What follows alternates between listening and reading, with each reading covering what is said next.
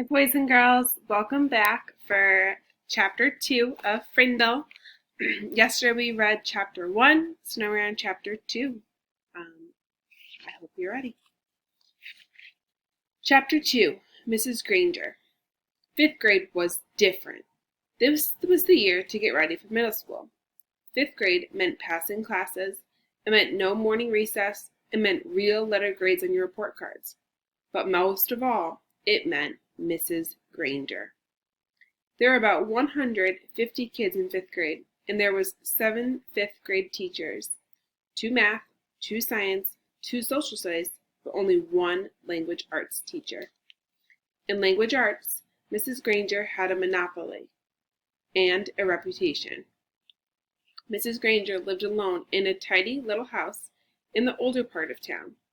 She drove an old, pale blue car to school every morning, rain or shine, snow or sleet, hail or wind. She had a perfect attendance record that stretched back farther than anyone could remember. Her hair was almost white, swept away from her face and up into something like a nest on the back of her head. Unlike some of the younger woman teachers, she never wore pants to school.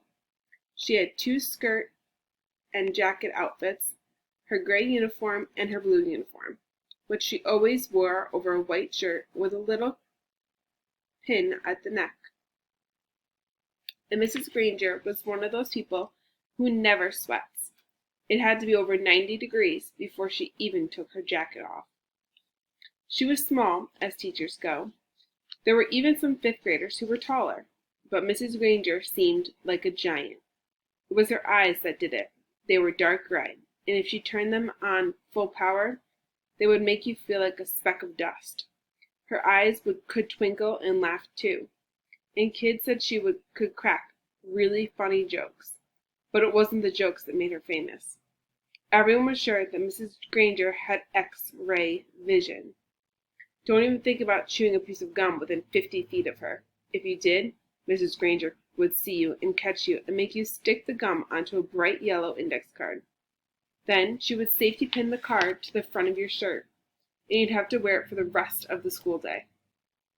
After that, you had to take it home and have your mom or dad sign the card and bring it back to Mrs. Granger the next day. And it didn't matter to Mrs. Granger if you weren't in 5th grade, because the way she saw it, sooner or later, you'd be back.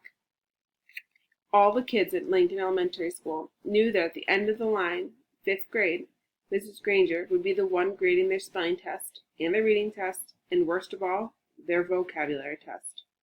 Week after week, month after month. Every language arts teacher in the world enjoys making kids use the dictionary. Check your spelling, check that definition, check those syllable breaks. But Mrs. Granger didn't just enjoy the dictionary, she loved the dictionary, almost worshipped it. Her weekly vocabulary list was 35 words long, sometimes longer. As if that wasn't bad enough, there was a word for the day on the blackboard every morning. If you gave yourself a day off and didn't write one down and look it up and learn the definition sooner or later, Mrs. Granger would find out, and then, just for you, there would be 2 words for the day for the whole week.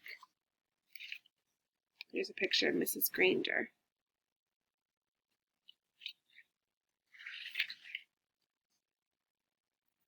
Mrs. Granger kept a full set of 30 dictionaries on a shelf at the back of the room.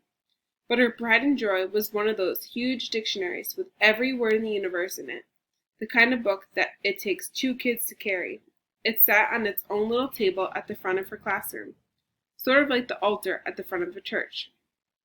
Every graduate of Lincoln Elementary School for the past 35 years could remember standing at that table listening to Mrs. Granger's battle cry.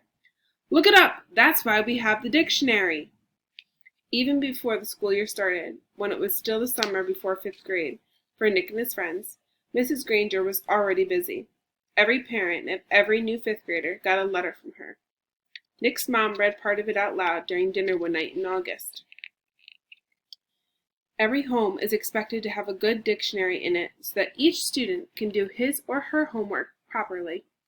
Good spelling and good grammar and good word skills are essential for every student. Clear thinking requires a command of the English language, and 5th grade is the ideal time for every girl and boy to acquire an expanded vocabulary. And then there was a list of the dictionaries at Mrs. Granger thought would be acceptable for home study. Mrs. Allen said, "It's so nice to have a teacher who takes her work this seriously." Nick groaned and tried to enjoy the rest of his hamburger.